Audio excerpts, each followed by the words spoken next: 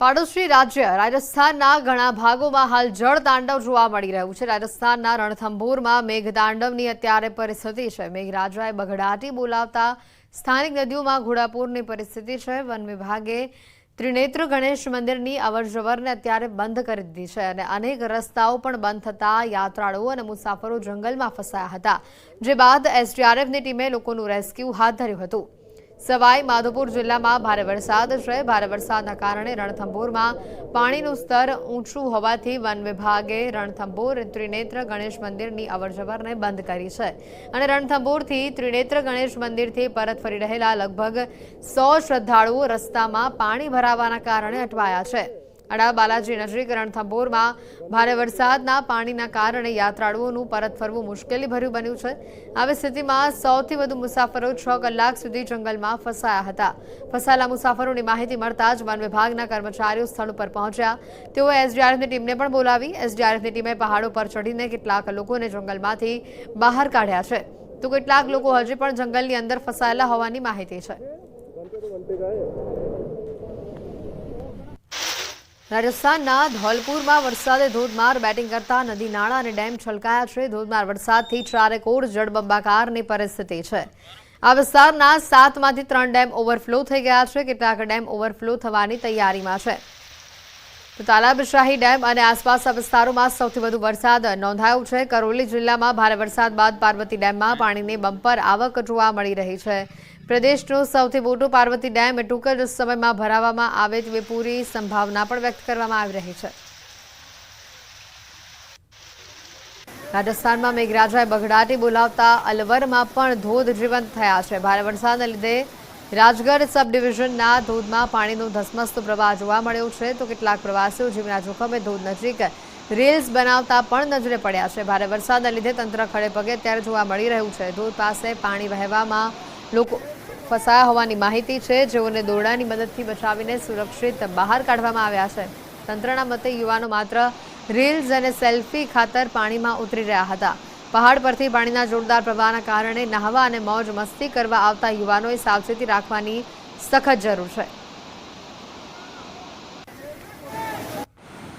રાજસ્થાનના ધૌલપુરમાં ઉપરવાસમાં ભારે વરસાદથી નદીએ પોતાનું રૌદ્ર રૂપ ધારણ કર્યું છે। વરસાદે ધમાકેદાર બેટિંગ કરતા લોકો નદી નાળા ડેમ તમામ વિસ્તારોમાં છલકાયેલી પરિસ્થિતિના કારણે લોકો ચિંતામાં છે। ઉપરવાસમાં ધોધમાર વરસાદ ખાબકતા પાર્વતી ડેમની સપાટી સતત વધી રહી છે, જેના કારણે નીચાણવાળા વિસ્તારોને અત્યારે એલર્ટ આપવામાં આવ્યું છે। છેલ્લા 10 દિવસમાં ડેમના કેચમેન્ટ એરિયામાં સારા વરસાદના કારણે પાર્વતી ડેમમાં અત્યારે પાણીની આવક નોંધાઈ રહી છે। ડેમમાં સતત પાણીની આવકના કારણે પાર્વતી ડેમ 15 ઓગસ્ટ સુધીમાં ભરાઈ જાય સંપૂર્ણ રીતે તેવી પણ ધારણા છે। રાજસ્થાનમાં મેઘરાજાએ મુશળધાર વરસાદ રૂપી વરસતા સાંચોરમાં જળબંબાકારની અત્યારે પરિસ્થિતિ ઊભી થઈ છે। ભારે વરસાદના લીધે અનેક રસ્તાઓ પાણીમાં ગરકાવ થઈ ચૂક્યા છે। લુણી નદીમાં પાણીનો પ્રવાહ વધતા પુલ પરથી વરસાદી પાણીનો પ્રવાહ વહ્યો છે। નદીએ પોતાનું રૌદ્ર રૂપ ધારણ કરતા અનેક રસ્તાઓ બંધ થતા વાહન વ્યવહાર ખોરવાયો છે।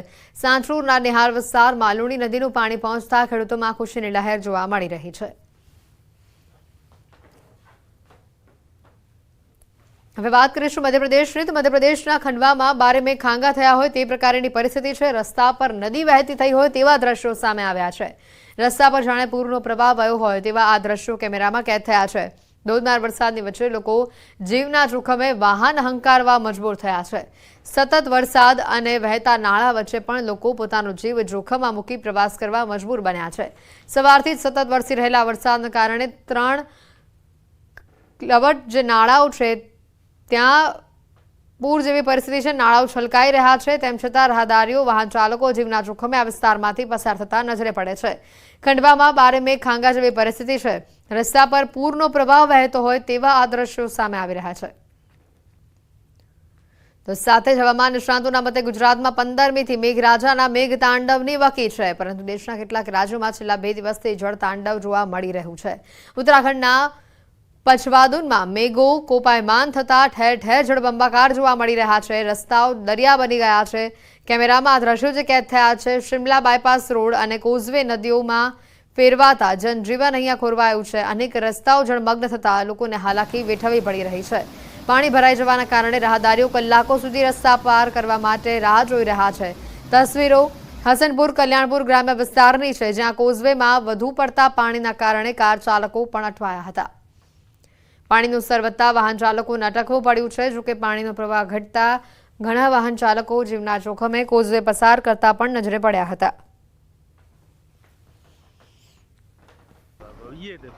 તો સાથે રુદ્રપ્રયાગમાં કેદારનાથ હાઈવે પર ભૂસ્ખલન યથાવત જોવા મળી રહ્યું છે.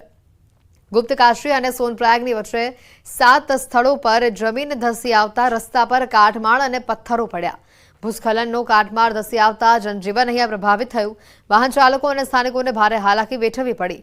કેદારનાથ હાઈવે પર ગુપ્તકાશી અને સોનપ્રયાગની વચ્ચે લગભગ 7 સ્થળો પર ભૂસ્ખલનની સ્થિતિ બની છે અને રોડ પર કાટમાળ અને પથ્થરો ધસી આવ્યા છે. સૌથી મોટી સમસ્યા ડોલિયો દેવી પાસે છે, જ્યાં દરરોજ હળવો વરસાદ પડતા રસ્તો બ્લોક થઈ જાય છે.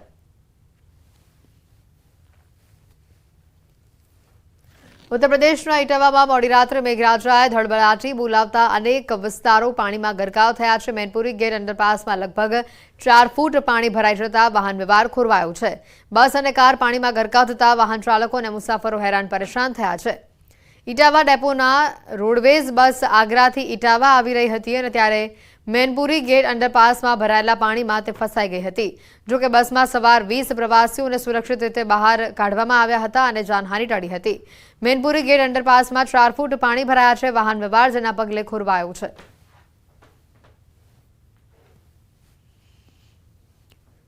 હિમાચલ પ્રદેશના કિન્નૌરમાં આભ ફાટ્યું હોય તે પ્રકારની પરિસ્થિતિ સામે આવી છે. ભારે મેઘખાંગા થતા નદી નાળામાં પૂરની સ્થિતિ અત્યારે સર્જાઈ છે.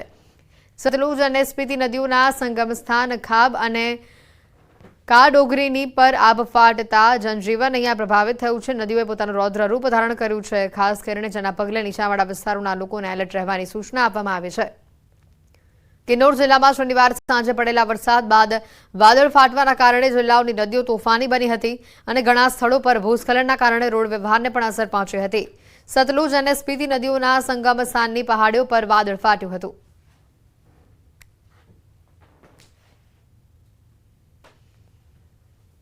તો વરસાદ અંગે અંબાલાલ પટેલની ફરી એકવાર ખૂબ જ મોટી આગાહી સામે આવી છે. અંબાલાલે કહ્યું છે કે 3 દિવસ બાદ વરસાદનું જોર ફરી વધતું જોવા મળશે. 15 ઓગસ્ટથી મેઘરાજા મેઘતાંડવ કરશે. 15 ઓગસ્ટથી લગભગ હિન્દ મહાસાગરમાં એક વાયુક્ષોભ મંડળમાં એટમોસ્ફેરિક વેવ મજબૂત બને છે, જેના કારણે બંગાળ ઉપસાગરમાં સિસ્ટમો બનતી જશે. દક્ષિણ ગુજરાતના કેટલાક ભાગમાં ભારેથી અતિભારે વરસાદ થતાં ફ્લડિંગ કન્ડિશન આવી શકે છે. આ વખતે ચિત્રા નક્ષત્ર બેસે છે, જેના કારણે વરસાદ થવાની રાજ્યના વિવિધ ભાગોમાં નવરાત્રી દરમિયાન વરસાદ થઈ શકે છે.